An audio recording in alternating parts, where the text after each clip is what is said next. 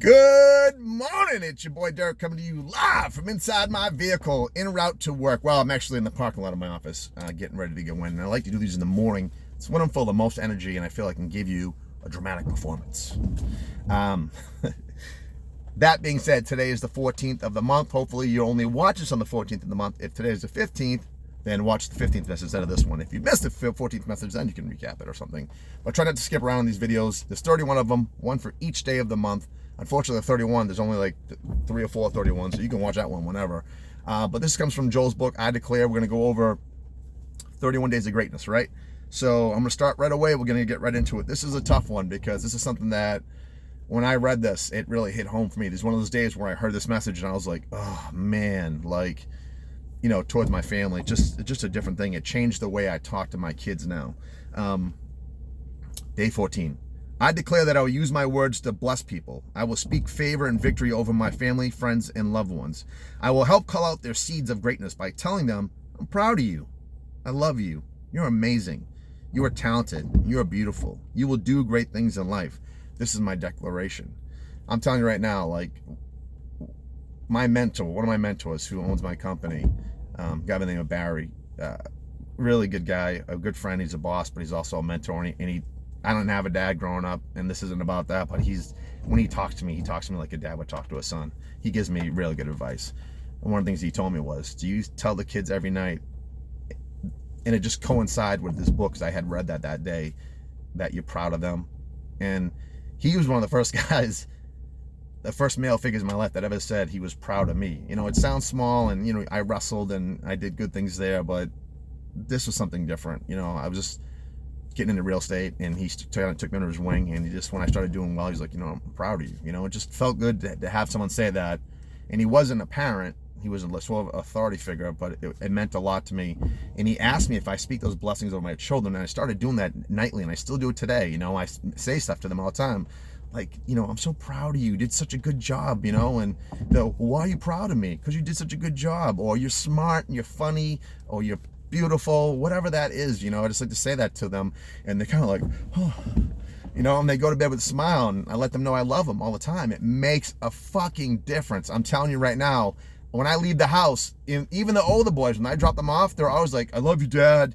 You know, they're 14, 15, they don't say that. They still say it this day, because we got in the habit of telling each other we love each other. It's a big, powerful thing. Let's get into the message, though, because that was part of it. This one's gonna be tough, so could be a little bit of a tearjerker. I gotta stay strong. And I'll make a joke. This is kind of rough.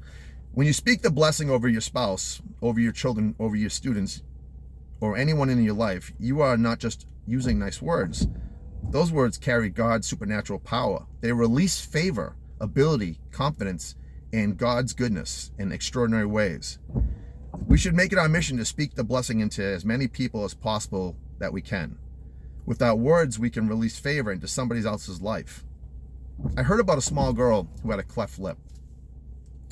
Anyone doesn't know what a cleft lip is? It's one of the people that have like a hole right here, and their lip is split open. It just means they were born without that enzyme at a certain time, so they can stitch it up later on, but it's obviously a surgery. And this girl who has it was only in 2nd grade, so she's probably 8 years old. When she was in 2nd grade, other students would not play with her because she looked different. She grew up with these incredible insecurities, as anybody would with something like that. One day, the school was conducting a hearing test. The teacher had each student walk slowly away from her while the teacher whispered very quietly. The students were told to repeat out loud in front of the whole class what the teacher was whispering. For most students, the teacher would make general statements like, the sky is blue, today is Tuesday.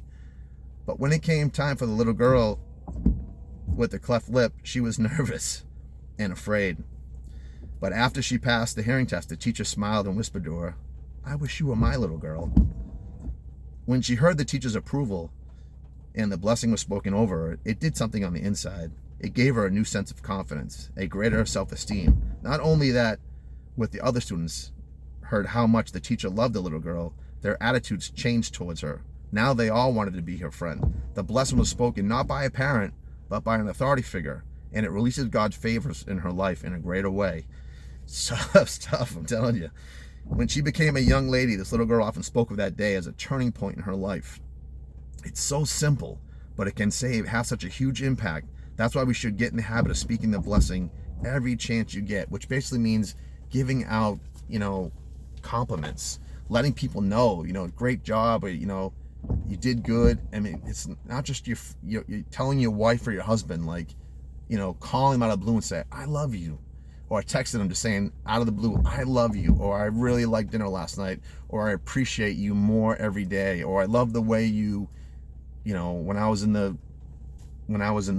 backyard and it was hot cutting trees, you came over and put a cold towel on my neck and made lemonade, or whatever that is that they do, that those little signs. Like, for me, I don't need anything big, man. Small things like that go huge with me. Like, I'm all about, like, someone doing something nice for you,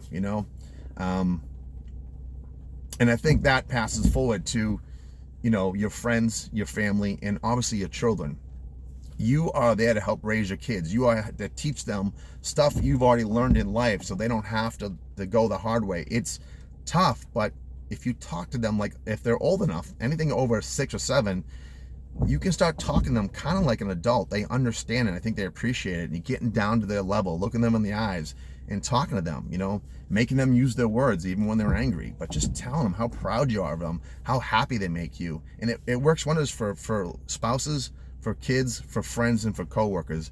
What a huge difference. It just makes people that extra pep in the step. And you'd be surprised. Some people hide their pain very well. They mask their sadness very well. And it can be that small word that you say, like, man, you look nice today, or, great job on that presentation, or something, and that can just turn it around for them. People walk around on the edge every day. There's people that the suicide rate is high, man. And people, especially as we get into the holidays, it gets even higher. People are alone. They're sad. When the economy goes down, people don't have money. They don't know where to turn. They kind of just, they're not there. Some people lose it. It's easy to lose it. Listen, we're only 3 or 4 big breakups away from end up like someone like that. So you have to be able to stay strong all the time and bring that to other people if you can. Now, I know it's not always every situation you can do it, but it's nice if you see a situation and you have the opportunity to do it. You know what I mean? So I hope this message helps you. It really hit home for me today, especially with my kids, like telling them that I love them every night. And that the big thing was, even more than that, was that I'm proud of them. They really like, especially when they get like a good grade, like you got an 85 or even a 79, like, well, it's a C+, it's a B-, whatever. I'm proud of you. That's good. Did you work hard? Yeah, all right, I'm proud of you then. That's all I wanted to see. So anyways, I hope you guys like the message. I'm going to put yesterday's message up here, tomorrow's message down there. If you guys have any questions or comments, leave them here. I answer everything. Let me know if you like it, and make sure to hit that subscribe button. I will see you tomorrow.